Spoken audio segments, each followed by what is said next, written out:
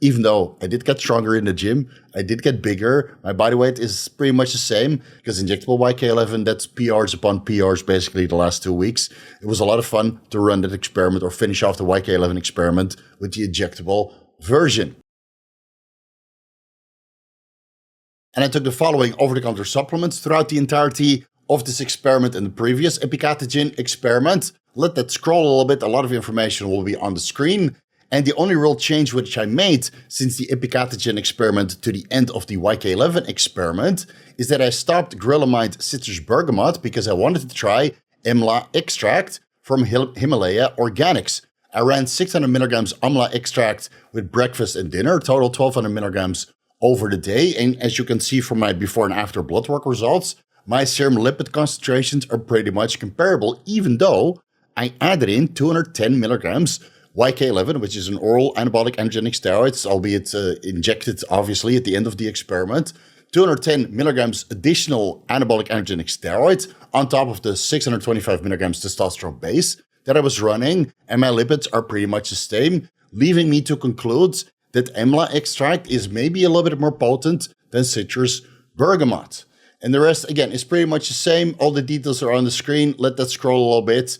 And let's move over to the actual YK-11 protocol. To all of this, I added YK-11 for 6 weeks at the exact same dosage, daily of 30 milligrams, but with various administration routes.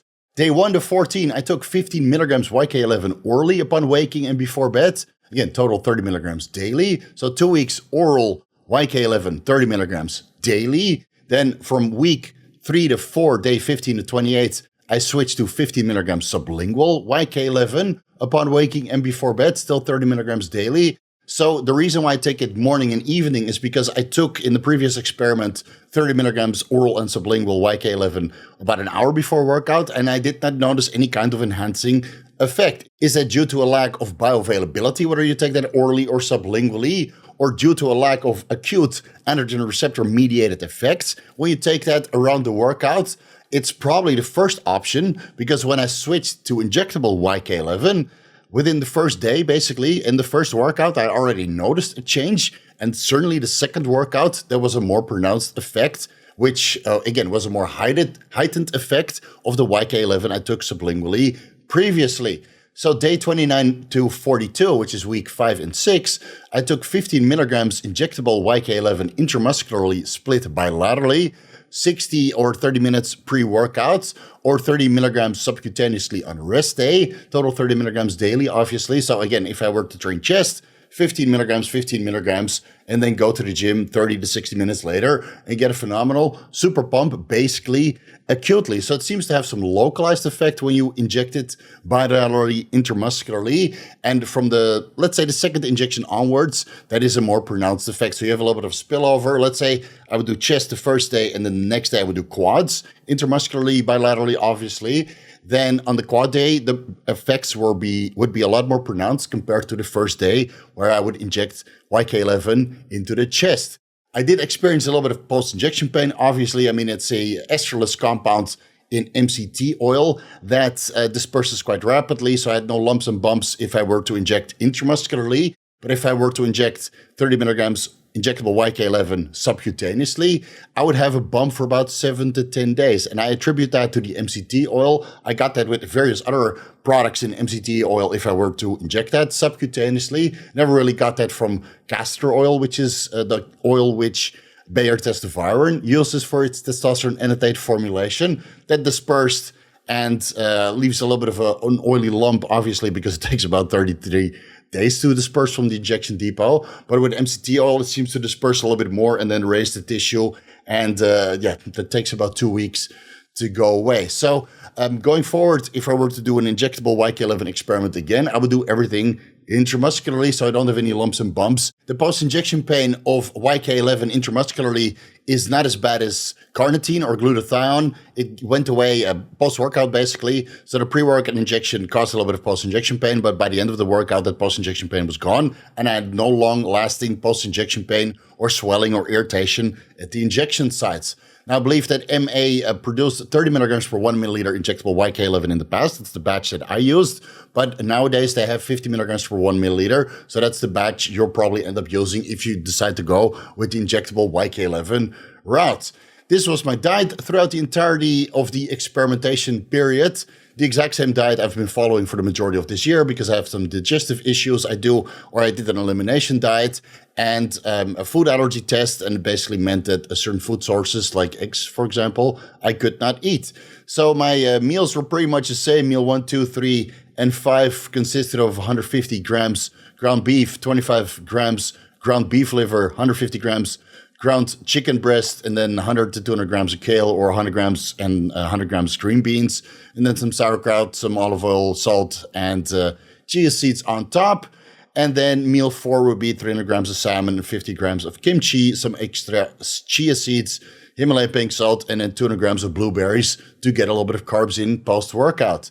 Now, sometimes meal 3, I would just switch for a pre-workout protein shake containing collagen type 1, 2, and 3 peptides, and then maybe some essential amino acids, depending on how intense my workout was going to be and how full, how stuffed my stomach would be at that point in the day pre-workout, right? And then, sometimes I would add a little bit of tuna instead of beef, or replace a meal for more chicken. So my diet was a little bit all over the place, all of the food sources that I could generally eat and digest properly. But this was basically the base diet, consisting of approximately 375 grams of protein, about 90 grams of carbs, 62 or 63 grams of fiber, and 85, sometimes 100 grams of fat over the day, for an average food intake of 2,600 to, let's say, 3,000 calories per day. And again, the reason why I'm in a somewhat caloric deficit is because I want to see how much of a contributing factor this epicatogen, YK-11, and soon to be Follistatin 344 actually has on the accrual of muscle mass,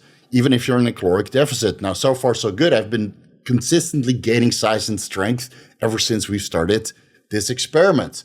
I followed the following workout split. Again, it hasn't changed. Monday and Thursday, I would do chest, triceps, shoulders, and abs. Tuesday and Friday, I would do quads, hamstrings, adductors, glutes, and calves. Wednesday and Sunday, I would rest. Sunday would be a refeed and cheese day. And Saturday would be back, rear delts, biceps, maybe a little bit of traps, some posterior chain, and that kind of stuff. My back is kind of, you can see my lats from the front. That's how fat they are. Right? Oh my God, Becky, lats so fat I can see them from the front. So 1 back workout, 2 chest workouts, shoulder workouts, tricep workouts, and 2 leg workouts basically over the week with 2 rest days, one of which I would eat a boatload of food with my wife. And here are the before and after pictures. And I look pretty much the same. If anything, I look fatter than I did before. And I think that's because I went to Bali for a week during this experiment. So I did the oral YK-11 before I went to Bali. During the time I was in Bali, I still went to the gym, but I took my YK-11 sublingually. And then as soon as I came back from Bali, I switched to the injectable YK-11 experiment. But I think I gained a little bit of fat in Bali, unfortunately. So I ended up a little bit softer. And judging by the pictures, I look exactly the same, even though my face and my quads are a little bit more fluffy. So, dude, I wish I had better results. Honestly, I wish I had better results. I feel a lot stronger. I look a lot bigger in the gym. But I think this place that I take my progress pictures is just not a good place to take my progress pictures anymore. Now, what you might notice from my left calf is that it's slowly starting to go away. That has nothing to do with the injectable YK-11 or the epicatogen. I think I have some nerve damage in my lower back, or there's some impingement in my lower back, causing my left calf to atrophy, like Dennis Wolf, Wesley Vissers, or Ian Valliere, which is not a bad group to be in, but it's only happening on one side. So my left calf, I can no longer contract properly. I can move the exact same weights on my calf workouts. But yeah, it's slowly going away. And it looks like at the epicatogen experiment, my left calf was a little bit bigger and more defined compared to now. It's honestly very discouraging after bodybuilding for 25 years that this is now happening. I know my legs are a little bit small, but I have a little bit of an excuse by doing that leg surgery. I don't feel 100% comfortable training super heavy on leg day yet. And honestly, 10 to 12 to 15 reps for quads, It doesn't really work for me. Right? I do a ketogenic diet. I should be doing 6 to 8 reps, high weight, high intensity, slow reps, but doing moderate weight, a lot of reps, and still high intensity, but longer time under tension. It doesn't really cut it. Maybe I'm just not eating enough food though. But yeah, it's let's say from the waist up, it's going well, and from the waist down, yeah, embarrassing. To be honest, when switching to the backside, again, it looks pretty much the same, but my lower back is a little bit more chunky. My legs look a little bit bigger now. I have trouble contracting my right calf in the back pose. My hamstrings look a little bit bigger, albeit a little bit more fluffy. And you can clearly see that there's a discrepancy between the calves, especially on my left calf, where I can not really focus or not really contract it properly. Yeah, nerve damage. Great. And I might have a little bit of water retention at this time, right? It's hot in Thailand. I'm eating a lot extra sodium over the day, making me look a little bit more blurry. So again, what I'll do is I'll go to Unreal Gym where they have a posing room. I'll take some progress pictures there. Fingers crossed, those actually look better. And then, I'll overlay those now because from these before and after pictures, I would say that the YK-11 experiment was a failure. Even though I did get stronger in the gym, I did get bigger. My body weight is pretty much the same. And I do notice a very pronounced effect switching from epicatogen to oral, sublingual, and then injectable YK-11. Because injectable YK-11, that's PRs upon PRs basically the last 2 weeks. It was a lot of fun to run that experiment or finish off the YK-11 experiment with the injectable version. Like I mentioned before in the epicatogen video, please understand that there's no accurate methods to detect follistatin or myostatin levels in serum. These tests aren't offered generally in the hospitals or the clinics here in Thailand or even in the rest of the world.